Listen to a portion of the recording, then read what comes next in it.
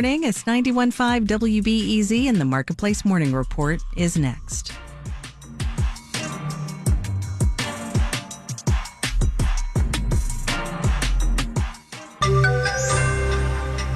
Too many vulnerable people have bosses who don't pay up.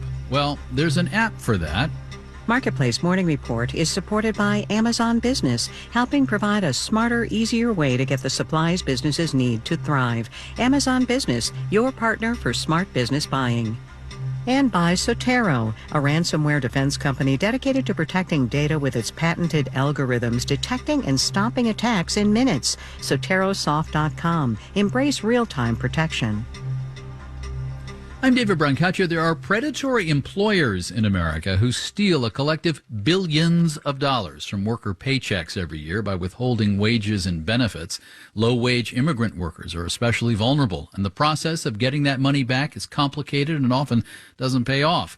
As part of our immigration series this week, Marketplace's Elizabeth Troval reports on a digital platform designed to help. 42-year-old Hermes Diaz knows how it feels to be taken for a ride. Do you know what it's like to work all day from 6 a.m. with no coffee or lunch break, he says, and not be able to afford the train home because your boss didn't pay you? That happened after a contractor didn't pay him for a construction job in 2015. Years after filing a Department of Labor complaint, he is still owed thousands of dollars, even after the contractor was asked to pay up. But he still got some money. New York-based advocacy group Make the Road had him fill out a ton of paperwork. Now, a new online tool aims to streamline the process. It's helping the worker understand their rights, to figure out how much money is owed. Rodrigo Camarena created the app called Reclamo with nonprofit incubator Justicia Lab. It's kind of like TurboTax, but for people to get back stolen wages. It's going to help them file a New York State Department of Labor wage complaint form. And it's also going to help them write a letter to their employer as well as a demand script. Demand scripts are among the most effective ways to get back stolen wages. Camarena reads from a sample one. And it says, "Hello, Joe. This is Rodrigo with the Immigration Advocates Network, and I'm calling about the work conducted by Juan at your business. According to our records and the labor law requirements, you owe Juan an estimated $17,770 for liquidated damages, unpaid wages, overtime fines."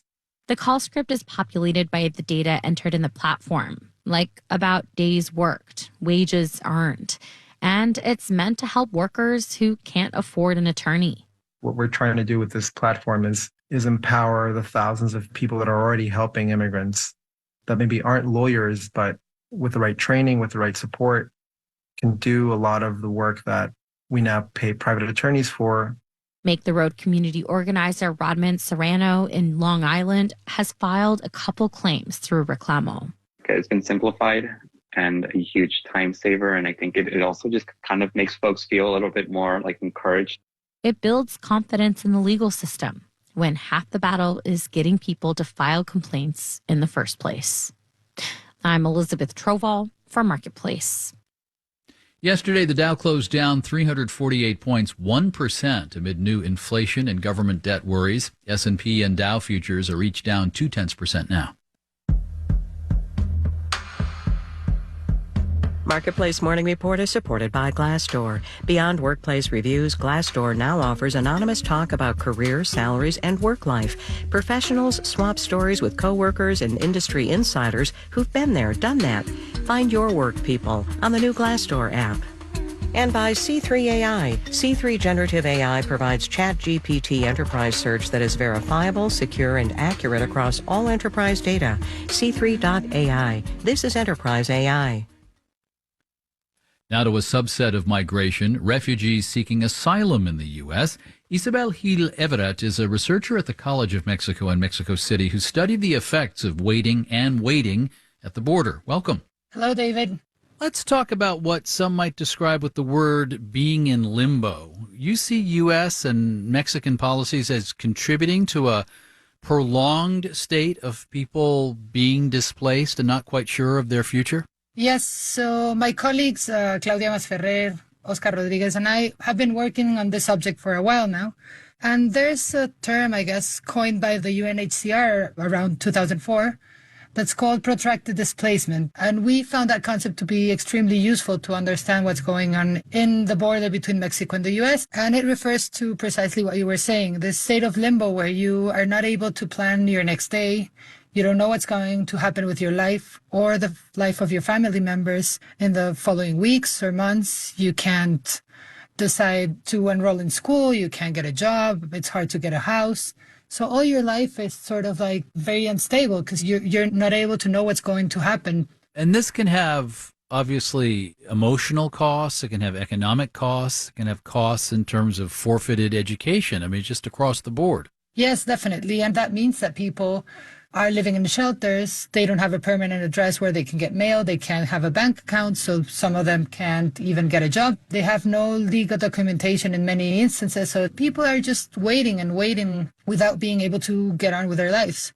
What's your sense as a researcher who studied this? Is this uncertainty built into the policy to discourage people from trying, or is it just bureaucracy that compounds on itself, government inefficiency?